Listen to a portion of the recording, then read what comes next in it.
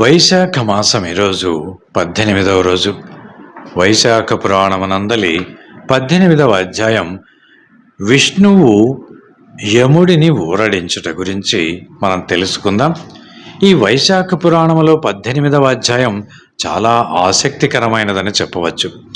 ధర్మరాజు అంబరీషుని మరణం తర్వాత యమధర్మరాజు అతడిని తీసుకువెళ్ళడానికి వెళ్తాడు. కానీ అంబరీషుడు ధర్మబద్ధమైన పాలన అందించి వైశాఖ వ్రతాన్ని ప్రోత్సహించడం వల్ల విష్ణులోకానికి చేరుకోవడానికి అర్హుడంటూ విష్ణుమూర్తి వాదించాడు. యమధర్మరాజు అది వినక భీకర యుద్ధం జరిగింది. చివరికి విష్ణువు యమధర్మరాజును ఓడించి అంబరీషుడిని వైకుంఠానికి తీసుకువెళ్ళాడు. ధర్మ ఫలితం ఈ ఘటన ధర్మం యొక్క గొప్పతనాన్ని చాటి చెబుతుంది. ధర్మబద్ధంగా జీవించిన వారు మరణానంతరం శుభ ఫలితాలను అనుభవిస్తారు అని తెలియజేస్తుంది. అంబరీషుడు ధర్మపాలన ద్వారా విష్ణులోకం చేరుకోవడం, యమధర్మరాజు తన తప్పు తెలుసుకుని క్షమాపణ కోరడం ద్వారా వైశాఖ పురాణం మనకు ధర్మం యొక్క ప్రాముఖ్యతను ఈ 18వ అధ్యాయం ద్వారా తెలియజేస్తుంది. ఇక మనము అధ్యాయంలోని కథలోనికి గనక వెళ్ళినట్లయితే, నారదుడు అంబరీషునితో పలుకుచున్నాడు. శృతదేవుడు శృతకీర్తితో ఈ విధముగా అనెను. యముని మాటలను విని బ్రహ్మ ఈ విధముగా పలికెను. ఓయి, నీవెందులకు విచారించుచున్నావు? నీవు చూచిన దానిలో ఆశ్చర్యం ఏమున్నది? సజ్జనులకు బాధను కలిగించినచో దాని వలన ఫలము జీవితాంతము ఉండును. శ్రీహరి నామమును ఉచ్చరించినంతనే విష్ణులోకమును చేరుచున్నారు. రాజాజ్ఞచే వైశాఖ వ్రతమును చేసి శ్రీహరి లోకమును చేరుటలో ఆశ్చర్యం ఏమిమున్నది అంటూ ప్రశ్నించను. గోవిందనామము ఒక్కసారి పలికినను 100 అశ్వమేధయాగముల అనంతరము వచ్చినటువంటి పుణ్యము కలుగును కదా. ఎన్ని యజ్ఞములు చేసిన వారైనను పుణ్యములను అనుభవించి మరల జన్మింపక తప్పదు. కానీ శ్రీహరికి నమస్కరించినచో పునర్జన్మయే ఉండదు. శ్రీహరి నామమును ఉచ్చరించువారు కురుక్షేత్రమునకు పోనక్కర్లేదు. సరస్వతీ మున్నగు తీర్థములయందు మునగనక్కర కూడా లేదు. చెయ్యరాని పనులను చేసిన వారైనను, ఎంత పాపము చేసిన వారైనను తన మరణకాలమున విష్ణువును స్మరించినచో శ్రీహరి పదమును చేరుదురు. తినరాని దానిని తిన్నవారును శ్రీహరిని స్మరించినచో పాపములను పోగొట్టుకుని విష్ణు సాయుధ్యమును పొందుచున్నారు. ఇట్టి శ్రీ మహావిష్ణువునకు ఎంతో ప్రీతిపాత్రమైనటువంటి వైశాఖ మాసము. వైశాఖ ధర్మములను విన్నచో సర్వ పాపములు హరించిపోవును. విష్ణుప్రియమగు వైశాఖ వ్రతమును ఆచరించువారు శ్రీహరి పదమును చేరుటలో ఆశ్చర్యం ఏమున్నది? మన అందరినీ సృష్టించి సర్వ జగన్నాథుడు శ్రీ మహావిష్ణువు అట్టి వాణిని సేవించిన వారు విష్ణులోకమును చేరుటలో ఆశ్చర్యం ఏమైనా ఉన్నదా అంటూ ప్రశ్నించను. కీర్తిమంతుడు శ్రీహరి భక్తుడు. శ్రీహరికి ఇష్టమైనటువంటి వైశాఖ మాస వ్రతమును చేసిన వారి యందు శ్రీహరి ప్రీతుడై వారికి సాయపడుట సహజమే కదా. ఓ యమధర్మరాజా, శ్రీహరి భక్తుడగు ఆ రాజును శిక్షింపగల శక్తి నాకు కూడా లేదు. శ్రీహరి భక్తులకెప్పుడనూ అశుభం ఉండదు కదా. జన్మ మృత్యు జరా వ్యాధి భయం కూడా ఉండదు. యజమాని చెప్పిన పనిని అధికారి శక్తి కొలది ఆచరింపయత్నించినచో అతడు పనిని పూర్తి చేయకపోయినను నరకమునకు పోడు. తన శక్తికి మించినచో ఆ విషయమును యజమానికి నివేదించిన అధికారి లేదా సేవకుడు పాపమును పొందడు. వానికెట్టి దోషము కూడా లేదు. యజమాని చెప్పిన పని శక్తికి మించినప్పుడు అది వాని దోషము కాదు అని బ్రహ్మ యముడిని బహువిధములుగా ఊరడించను. అప్పుడు యముడు బ్రహ్మ మాటలను విని, స్వామి, నీ ఆజ్ఞను పాటించి నేను కృతార్థుడనైతిని, అన్నింటినీ పొందితిని. ఇది చాలును. నేను మరలా నా పూర్వపు ఉద్యోగంలోనికి వెళ్ళజాలను. కీర్తిమంతుడి ఇట్లు పరాక్రమముతో వైశాఖ వ్రతములతో భూమిని పాలించుచుండగా నేను నా అధికారమును వహింపను. ఆ రాజు వైశాఖ వ్రతమును మాననట్లు చేయగలిగినచో నేను తండ్రికి గయాశ్రాద్ధము చేసిన పుట్టుని వలె సంతృప్తి పడుదును. ఓ కృపాపర, నా ఈ కోరిక తీరునట్టి ఉపాయమును చెప్పుము. అప్పుడు నేను మరలా నా కర్తవ్యమును నిర్వహింపబోవుదును అంటూ ప్రార్థించను. అప్పుడు బ్రహ్మదేవుడు, ఓ యమధర్మరాజా, విష్ణు భక్తుడు అగు అతనితో నీవు విరోధం పడుట మంచిది కాదు. నీకు కీర్తిమంతునిపై కోపమున్నచో మనము శ్రీహరి వద్దకు వెళ్ళదము.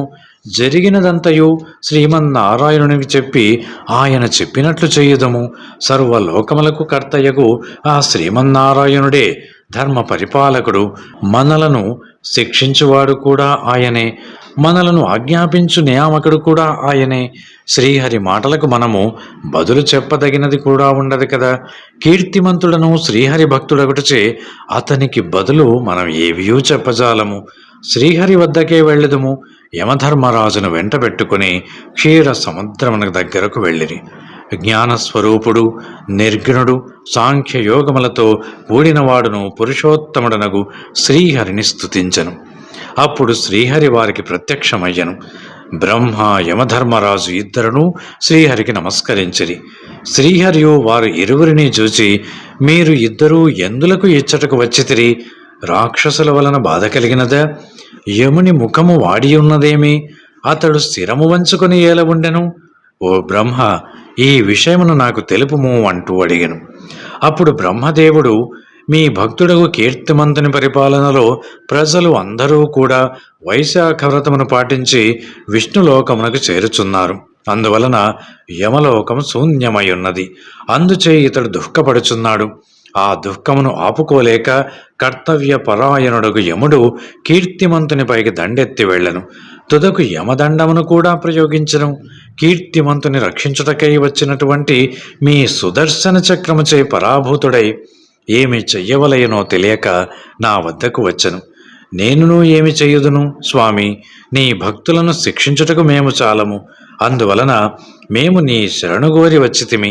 దయ ఉంచి నీ భక్తుని శిక్షించి ఆత్మీయుడైన యముడిని కాపాడము అంటూ బ్రహ్మదేవుడు పలికెను. శ్రీ మహావిష్ణువు ఆ మాటలను విని నవ్వి యముడిని బ్రహ్మను చూచి ఈ విధముగా పలికెను. నేను కాని లక్ష్మీదేవి అయినను నా ప్రాణములను, దేహమును, శ్రీవత్సమును, కౌస్తభమును, వైజయంతిమాలను, శ్వేతద్వీపమును, వైకుంఠమును, క్షీరసాగరమును, శేషునిని, గరక్మంతుని దేనినైనను విడిచదను గాని నా భక్తుని మాత్రం నేను విడువను. సమస్త భోగములను, జీవితములను విడిచి నాయందే ఆధారపడి ఉన్నటువంటి ఉత్తమమైనటువంటి భక్తులను నేను ఎట్లు విడిచెదను అంటూ తెలిపెను. ఓ యమధర్మరాజా, నీ దుఃఖము పోవుటకు ఒక ఉపాయమును కల్పింపగలను. నేను కీర్తిన్ మహారాజునకు సంతుష్టుడనై 10,000 సంవత్సరముల ఆయుర్దాయమును ఇచ్చి తిని. ఇప్పటికి 8,000 సంవత్సరములు గడిచినవి. ఆ తరువాత వేణుడు అను దుర్మార్గుడు రాజు కాగలడు. అతడు నాకిష్టములైనది వేదోక్తములకు సదాచారములను నశింపజేయును, పెక్కు దురాచారములను ఆచరణలో ఉంచును. అప్పుడు వైశాఖమాస ధర్మములను ఆచరించువారు లేకుండగా లోపించును. ఆ వేణుడు అను తాను చేసిన పాప బలమును నశించును. అటు పిమ్మట నేను పృథవను పేరును జన్మించి ధర్మ సంస్థాపన చెయ్యుదును.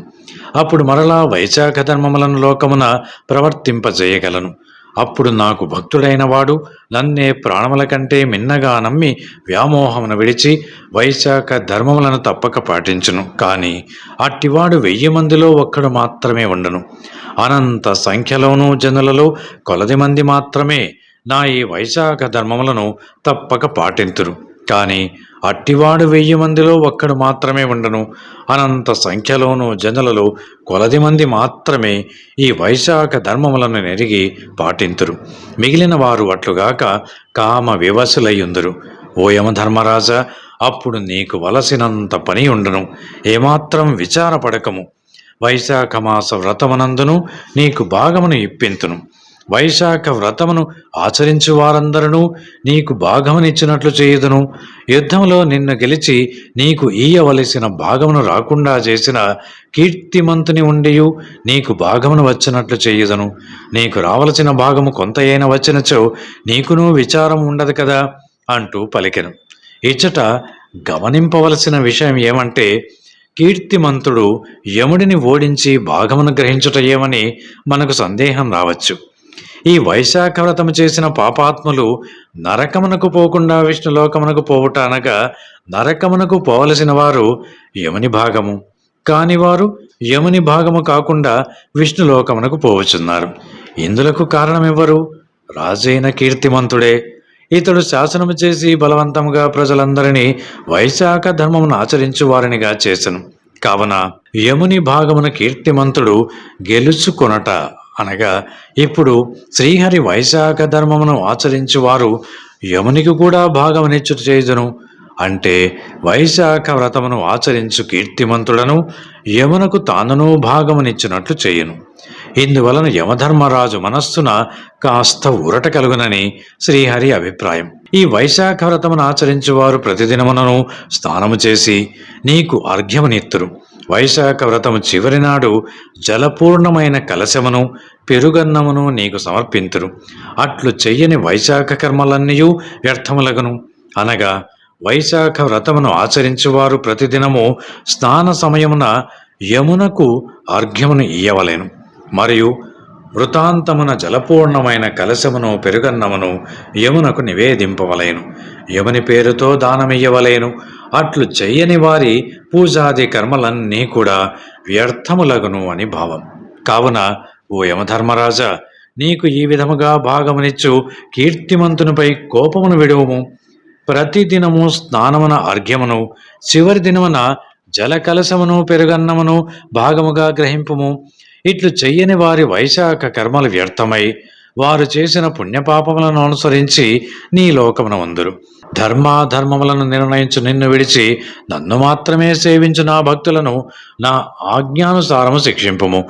వైశాఖ వ్రతమున నీకు అర్ఘ్యమును ఇయ్యని వారిని విఘ్నములు కలిగించి శిక్షింపుము. కీర్తిమంతుడను నీకు భాగమునిచ్చినట్లు సునందుని వాని కడకు పంపుదును. సునందుడును నా మాటుగా కీర్తిమంతునికి చెప్పి నీకు భాగమును ఇప్పించును.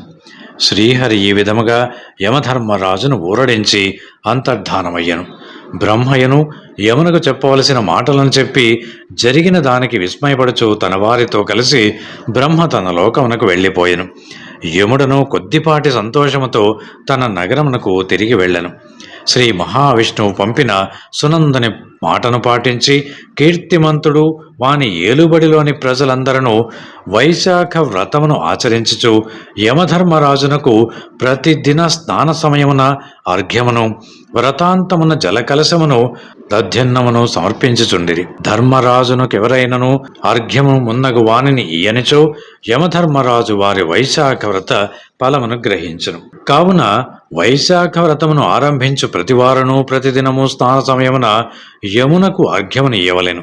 వైశాఖ పూర్ణిమయందు జలకలశమును దధ్యన్యమును ముందుగా యమునకిచ్చి ఆ తర్వాత శ్రీ మహావిష్ణువునకు అర్పింపవలేను. అటు తర్వాత పితృదేవతలను గురువును పూజింపవలేను. ఆ తరువాత శ్రీ మహావిష్ణువును ఉద్దేశించి చల్లని నీరు పెరుగు కలిపిన అన్నమును దక్షిణగల తాంబూలమును ఫలములను ఉంచిన కంచు పాత్రను సద్బ్రాహ్మణులకు ఇయ్యవలెను. లక్ష్మీనారాయణ ప్రతిమను వైశాఖ పురాణమును చెప్పు సద్బ్రాహ్మణునకు గాని పేదవాడగు బ్రాహ్మణుడిని గాని ఇయ్యవలేను. బ్రాహ్మణుడిని తన శక్తికి తగినట్లు గౌరవించిన శ్రీహరి ఎంతగానో సంతసించి మరిన్ని వరములనిచ్చెను. వైశాఖ వ్రతమును ఆచరించు వారిలో భక్తి పూర్ణత ముఖ్యము. వ్రత ధర్మములను పాటించున్నప్పుడు యథాశక్తిగా ఆచరించుట మరింత ముఖ్యము అని తెలిపెను.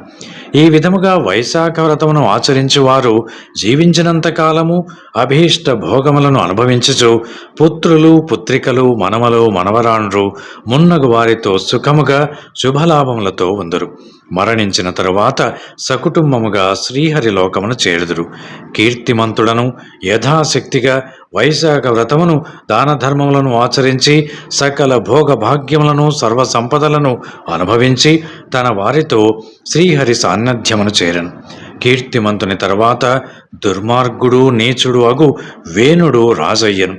అతడు సర్వధర్మములను నశింపజేసెను. వైశాఖ మాస వ్రతాదులను లోపించినవి. ఇందువలన మోక్ష సాధనము సర్వ సులభమునగు వైశాఖ ధర్మము ఎవరికినీ తెలియని స్థితిలో ఉండెను. పూర్వజన్మ పుణ్యము ఉన్న వారికి మాత్రమే వైశాఖ ధర్మముల యందు ఆసక్తి, నిశ్చల దీక్ష, శ్రీహరి భక్తి ఉండెను. అట్టి వారికి ముక్తి, ఇహలోక సుఖములు సులభములు తప్పవు. కానీ పురాకృత సుకృతము వలననే ఇది సాధ్యమగును అంటూ శృతదేవుడు శృతకీర్తికి వివరించను. శృతదేవ మహాముని పూర్వపు మన్వంతరమున ఉన్నటువంటి వేణుడు దుర్మార్గుడనియు ఇక్ష్వాకు వంశనకు చెందిన వేణుడు మంచివాడనియు వింటిని. ఈ మాటల వలన కీర్తిమంతుని తర్వాత వేణుడు రాజగునని చెప్పిరి, దీనిని వివరింపుడు అంటూ కోరెను. శృతదేవుడను, ఓ రాజా, యుగములను బట్టి కల్పములను బట్టి కథలు అందలి వారి స్వభావము వేరుగా చెప్పబడి ఉండవచ్చును. ఆ కథలను ప్రమాణములే. మార్కండేయాది మునులు చెప్పిన వేణుడొక కల్పము వాడు, నేను చెప్పిన వేణుడు మరొక కల్పము వాడు. మంచి చెడు కలవారి చరిత్రలనే మనము మంచి చెడులకు గుర్తుగా చెప్పుకుందాము. అట్లే కీర్తిమంతుని మంచితనము గొప్పతనము, ఆ తరువాత వచ్చినటువంటి వేణుని చెడ్డతనము దుష్టత మనము గమనింపవలసిన విషయములు కదా అంటూ పలికెను. ఈ విధముగా నారదుడు అంబరీష మహారాజుకు వివరించెను. 18వ అధ్యాయం సంపూర్ణం. Thanks for watching. Please comment, like, share and subscribe our channel.